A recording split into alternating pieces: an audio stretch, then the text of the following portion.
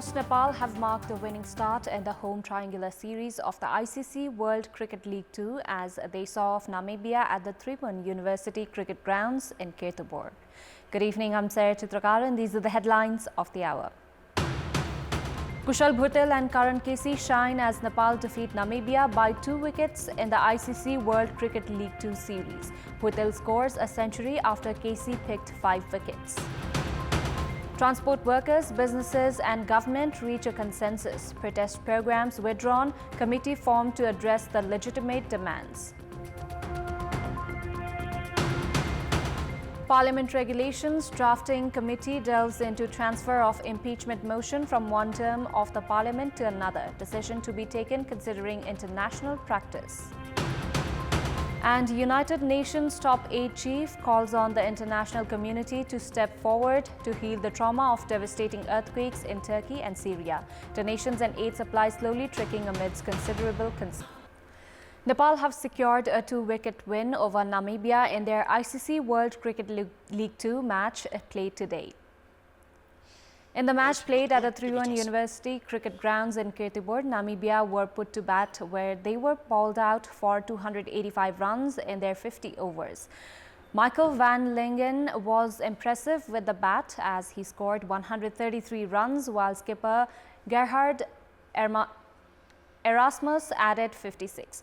Karan Casey picked 5 wickets while giving away 61 runs in his 10 overs, while Sandeep Lamichhane, who is alleged of raping a minor, had 3 wickets to his name.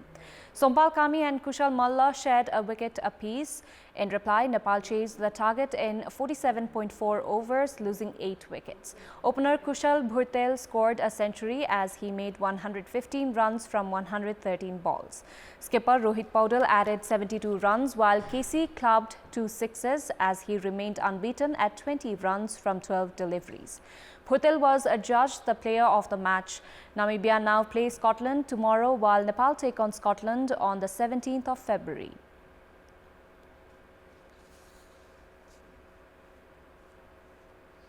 The agitating transport workers, businesses and the government have reached an agreement. With the agreement, the protesting transport workers have withdrawn all protest programs in the Kathmandu Valley. The meeting held at the Ministry of Physical Infrastructures and Transport in Singadarbar reached an agreement based on which the government is to address the legitimate demands of the transport workers and businesses and investigate the vandalizing of Lotse building near the new bus park in Gongapu. The meeting also delved into the 10-point demand of the transport workers, which included withdrawal of the increase in fines and return of suspended driving licenses. Transport workers have said that their licenses should not be suspended despite repeated errors. Public transport was affected in Kathmandu Valley throughout the day since early morning because of the protest of transport workers, while the valley denizens were the worst affected. A few public vehicles resumed operation after the agreement was reached. Nepal has sent 22 tons of relief materials, including medicines and warm clothes, for the victims and survivors of the devastating earthquake in Turkey. According to spokesperson at the Ministry of Foreign Affairs, Sewa Lamsal, first lot of the relief collected from different government entities, non-government organizations and the private sector was sent in a flight of the Turkish Airlines. She added that the sent relief materials were based on the requirements of the Turkish government. The government of Turkey had also provided emergency aid to Nepal after the devastating earthquake of April 2015. Turkish Airlines supplied the relief materials from Nepal for free of cost. Parliamentarians have discussed carrying forward of the impeachment motion not concluded in one parliament to another. The discussion to this effect was held at the meeting of the House of Representatives Regulations Drafting Committee. At today's meeting of the committee held in Singadarbar, the parliamentarians delved into carrying forward of the impeachment motion from one parliament to another. The proposal to include this provision in the House of House regulations was demanded by the parliamentarians. An impeachment motion against former Chief Justice Cholendra Samsher J.B. Rana is still under observation at the Parliament. However, the impeachment motion has remained stranded and uncertain following the end of the term of the previous Parliament and beginning of the current after November 20 elections. Meanwhile, according to sources, parliamentarians have neared consensus to conclude impeachment motions against President and Vice President within 3 months. Meanwhile, lawmakers have also agreed to conclude impeachment motions against the chiefs and members of constitutional bodies within 5 months. The 23rd National Convention of the Student Union close to the CPN-UML All Nepal National Free Student Union has begun today. The ANN-FSU National Convention, which is supposed to be held every 3 years, is being held after 7 years due to party unifications and splits, among other reasons. More than 1,000 representatives from across the country are participating in the 3-day event, which will conclude this Thursday. CPN-UML chairperson KP Sharma Oli inaugurated the National Convention at the Nepal Academy Hall in Kamaladi this afternoon. The National Convention will elect a 199-member committee, including 7 office bearers. It has been informed that if consensus is not reached to choose a leadership, electronic voting would take place. Senior CPN Unified Socialist leader Jalnath Khanal has said that a qualified president should be selected on the basis of national consensus. Addressing a press meet held in Dhangadi today, former Prime Minister Khanal stressed on appointing a political figure as the president. He also alleged that groups with a different perspective of democratic values were demanding a president without a political background. In a separate context, Khanal added that a decision had to be made regarding the Tikapur incident after assessing facts. Valentine's Day, also called Saint Valentine's Day or the Feast of Saint Valentine, is being celebrated amidst much fervor across the world today. It originated as a Christian feast, a day honoring 1 or 2 early Christian martyrs named Saint Valentine, and through later folk tradition has become a significant cultural, religious and commercial celebration of romance and love in many regions of the world. Valentine's Day, although non-native to Nepal, has become an important annual event among youngsters in recent years. The Day of Love is taken as an event where people earnestly express their love and affection for another person.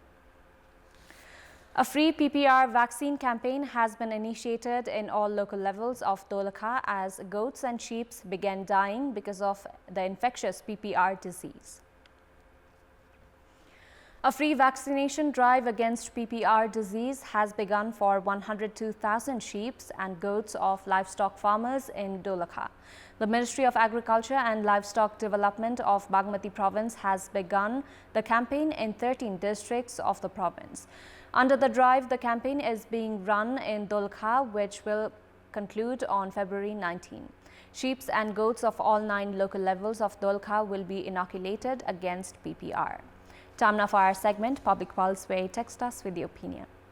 Public Pulse.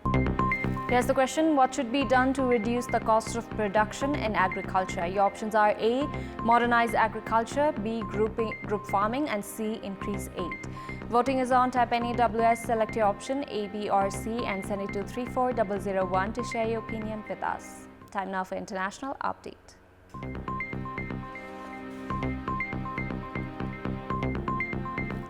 A gunman opened fire on Monday night on the main campus of Michigan State University, killing 3 people and injuring 5, before an hours-long manhunt for the suspect ended with his death, apparently from a self-inflicted gunshot, police said.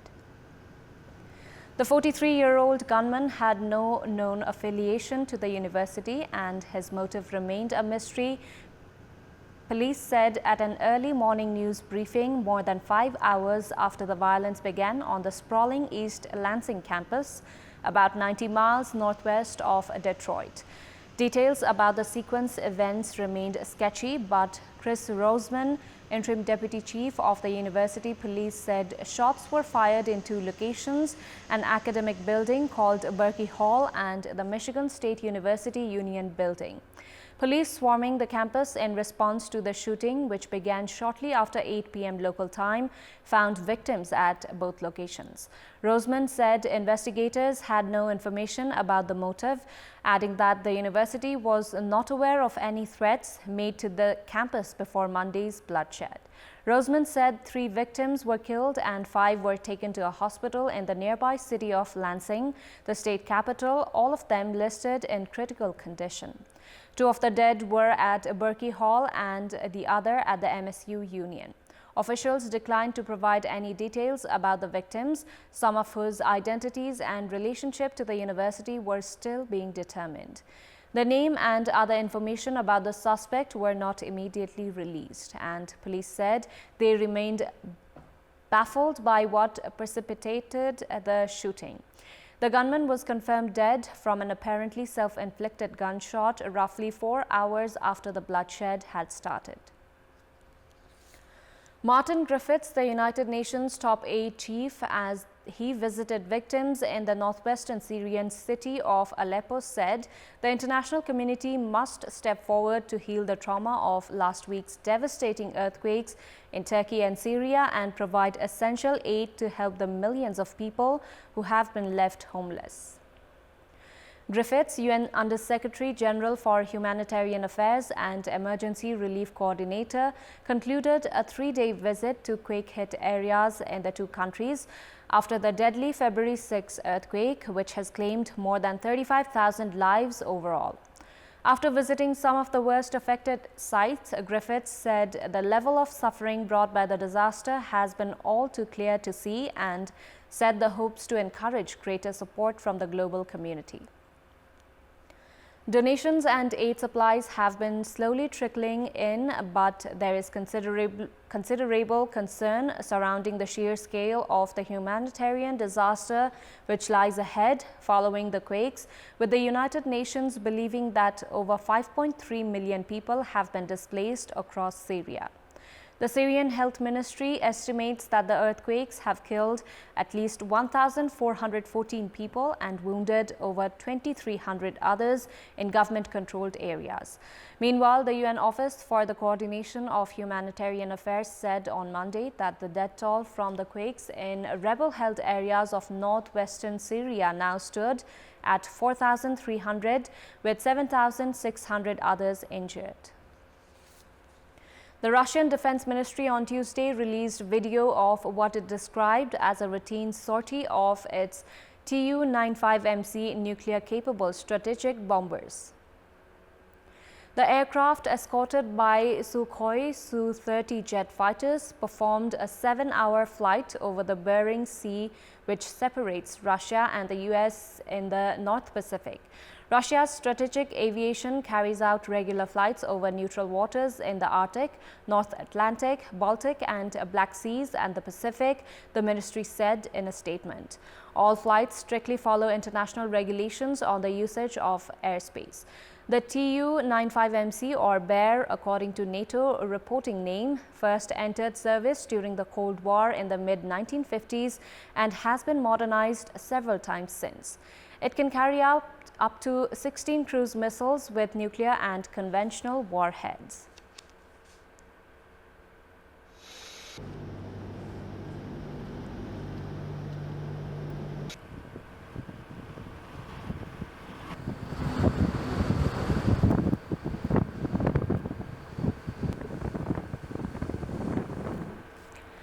China's foreign ministry on Tuesday said the United States had released more than 10 high-altitude balloons since May 2022, which then illegally flew into its airspace and that of other countries. Chinese Foreign Ministry spokesperson Wang Wenbin told a regular briefing in Beijing that the US needed to make a thorough investigation and give China an explanation on this. The US military on February 4 shot down what it called a Chinese spy balloon off the coast of South Carolina. China said the balloon was a civilian research craft that had mistakenly blown off course, and on Monday it accused the United States of sending spy balloons over to China.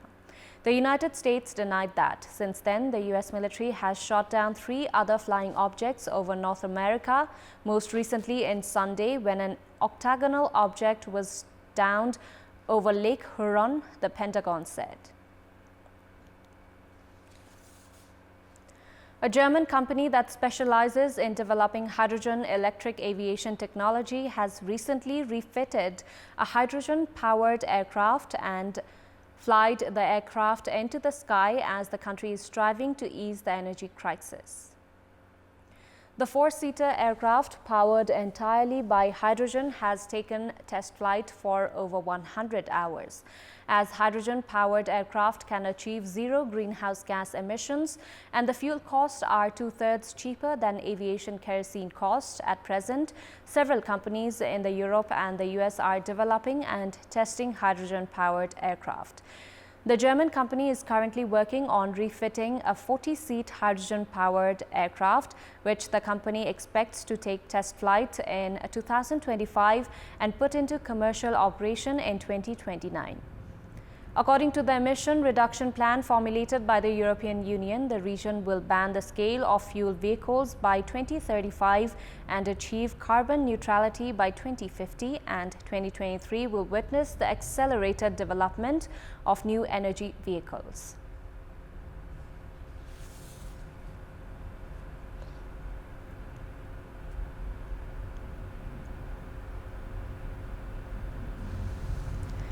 The World Government Summit kicked off in Dubai yesterday with its 10th edition to tackle the next generation of governments and the use of innovations and technologies to address the many challenges of humanity. With its Shaping Future Governments slogan, the summit brought together world leaders, global experts and decision makers to share policies and models that are important in shaping future governments. Amongst the attendees was Egyptian President Abdel Fattah al-Sisi, UAE President Sheikh Mohammed bin Zayed Al Nahyan, and Dubai's ruler Sheikh Mohammed bin Rashid Al Maktoum. With the goal of finding a pivotal role of governments in finding feasible, innovative energy and technology approaches to address climate challenges, the Global Climate Tech and Policy Forum was also inaugurated as part of the summit. The Climate Tech and Policy Forum comes as a new push for the UAE on climate action as it gears up to host the COP28 climate conference in November. That's all for the moment. Our next English bulletin will be at 10:30 tonight. Thank you for watching. Bye for now.